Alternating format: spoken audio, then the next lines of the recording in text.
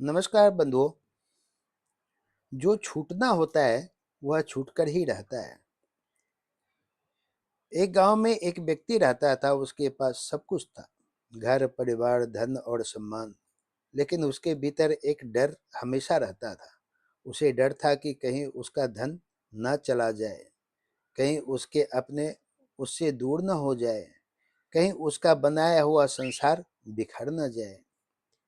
इसी डर के कारण वह हर चीज को बहुत कसकर पकड़ कर रखता था और रखना चाह रहा था। वह रिश्तों को अपने अनुसार चलाना चाहता था, बच्चों को अपने पास रखना चाहता था, मित्रों से उम्मीद करता था कि वे हमेशा उसके साथ रहे। उसे लगता था कि अगर उसने पकड़ ढीली की तो सब कुछ उससे छूट जाएगा।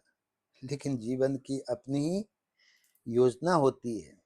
एक दिन उसका सबसे प्रिय मित्र किसी गलतफहमी के कारण उससे दूर हो गया। उसने बहुत कोशिश की, समझाया, मनाया, लेकिन मित्र वापस नहीं आया। पहली बार उसे महसूस हुआ कि कुछ चीजें चाहने से नहीं रुकती। कुछ समय बाद उसके बेटे को शहर में नौकरी मिल गई। घर में खुशियां थी, लेकिन उसके मन में उदासी थी। जिस बच्चे को उसने उंगली पकड़कर चलना सिखाया था, वह अब उससे दूर जा रहा था। उस रात वह बहुत रोया और बहुत सोचने लगा। उसे लगा कि जीवन उससे सब कुछ छीन रहा है। दिन बीतते गए। एक शाम वह गांव के बाहर नदी किनारे बैठा था। तभी वहां एक वृद्ध संत गुजरे। उन्होंने उसके उदास चेहरे को देखा और पूछा, इतने दुखी क्यों लग रहे हो? उसने कहा, जिसे मैं अपना समझता हुआ एक एक करके मुझसे दूर होता जा रहा है। संत मुस्कुराए। उन्होंने नदी की ओर इशारा किया और बोले, इस बहते हुए पानी को देखो। अगर तुम इसे मुट्ठी में बंद करना चाहो तो क्या यह रुक जाएगा? उसने कहा, नहीं। संत बोले, जीवन भी इसी नदी की तरह है। जो तुम्हारे पास आया है वह कुछ समय के लिए आया है, और जो जाने वाला है वह एक दिन चला जाएगा। वह चुप हो गया। संत ने आगे कहा, दुख चीजों के जाने से नहीं होता, दुख उन्हें हमेशा के लिए अपना मान लेने से होता है। यह बात उसके दिल में उतर गई। लेकिन जीवन का सबसे बड़ा सबक अभी उसे मिलना बाकी था। कुछ वर्षों बाद उसके पिता इस दुनिया से चले गए।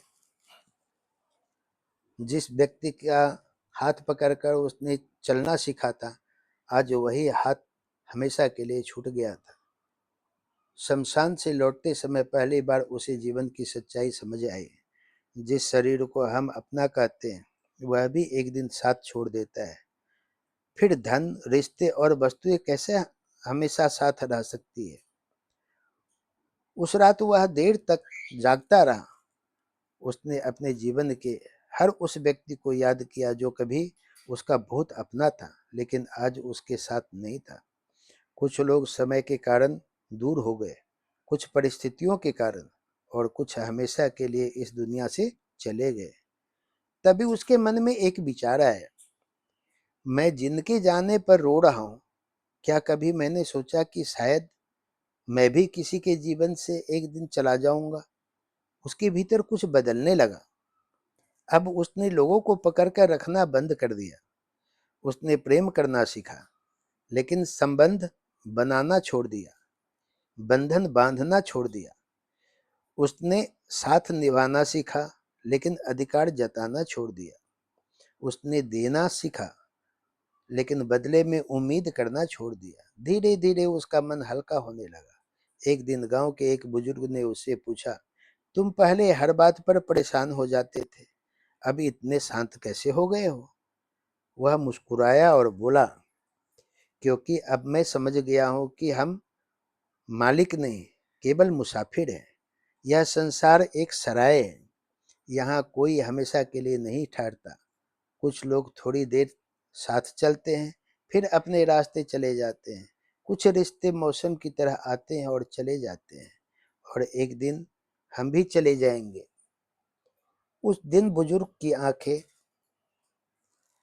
भर आई, क्योंकि यह केवल एक वाक्य नहीं था, जीवन का सार था।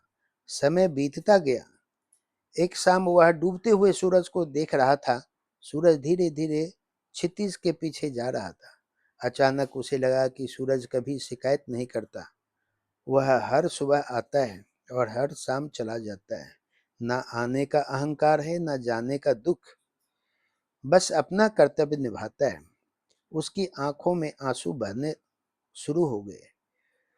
उसे समझ आ गया था कि जीवन का अर्थ किसी को पकड़ कर रखना नहीं, बल्कि जब तक साथ हो तब तक प्रेम से जीना है। क्योंकि जो छूटना है वह छूट कर ही रहेगा, जो जाना है वह जाकर ही रहेगा, और प्रकृति किसी न किसी को माध्यम बनाकर वही करवाएगी जो पहले से तय है। हम लड़ सकते हैं, रो सकते हैं, शिकायत कर सकते हैं, लेकिन समय का निर्णय नहीं बदल सकते। इसीलिए जब तक लोग साथ हैं उनसे प्रेम कीजिए, जब तक माता पिता हैं उनका सम्मान कीजिए, जब तक मित्र हैं उन्हें महत्व दीजिए, और जब तक सांसें हैं कृतज्ञ होकर जी लीजिए।